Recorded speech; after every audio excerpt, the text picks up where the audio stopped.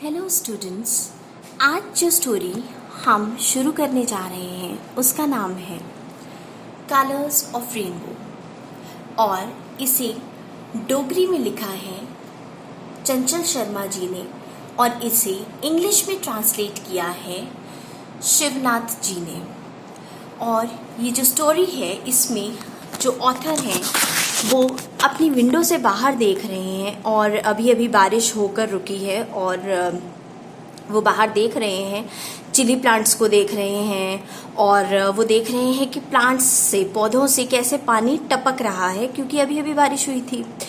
तो इतनी और उनके जो बच्चे हैं वो बाहर खेल रहे हैं और इतनी देर में उनकी बेटी मुन्नी उन्हें बुलाती है, उनसे बात करती है और उन्हें रेनबो दिखाती है। रेनबो की तरफ पॉइंट करते हुए उनसे कहती है कि मुझे भी ऐसा ही झूला चाहिए, मुझे भी ये जो गुड्डा गुड्डी का जो झूला है वो मुझे चाहिए। तो जब वो कहते हैं कि जाकर तुम वही वाला ले लो जो आसमान में है, तो वो रिफ्यूज़ कर जाती है, वो मना कर देती है। वो कहती है कि मुझे खुद का ऐसा झूला चाहिए जैसे वो गुड्डा गुड्डी का झूला है।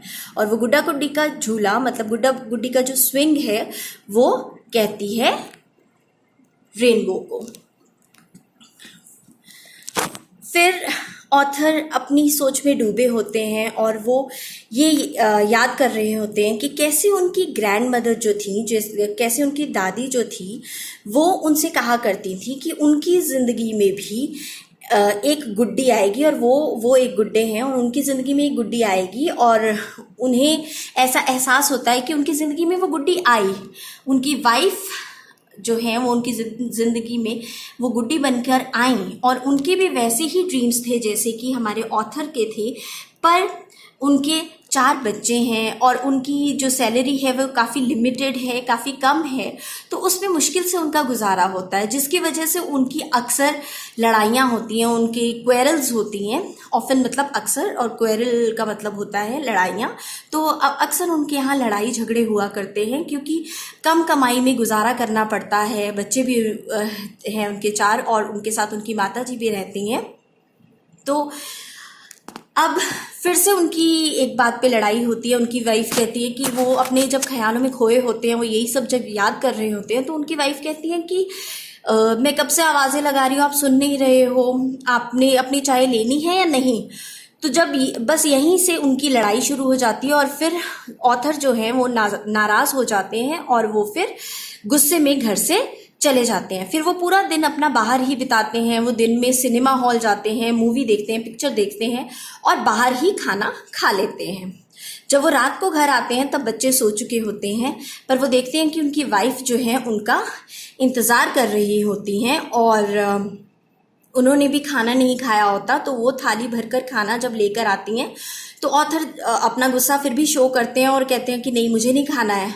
तो उनकी वाइफ कहती है कि अगर आप नहीं खाएंगे तो मैं भी खाना नहीं खाऊंगी।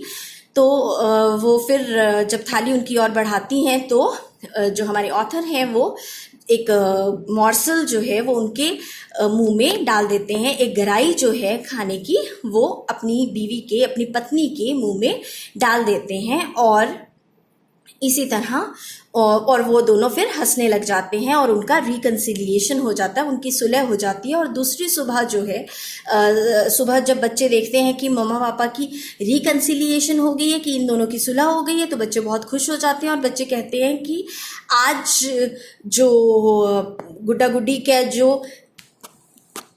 और वो कहते हैं कि आज फिर से गुड्डा गुड्डी का झूला स्काई में दिखाई दे रहा है, पर जो आज झूला दिखाई दे रहा है उसके जो कलर्स हैं वो ज़्यादा ब्राइटर हैं क्योंकि आज मम्मी पापा की रिकन्सिलिएशन हो गई है। Thank you.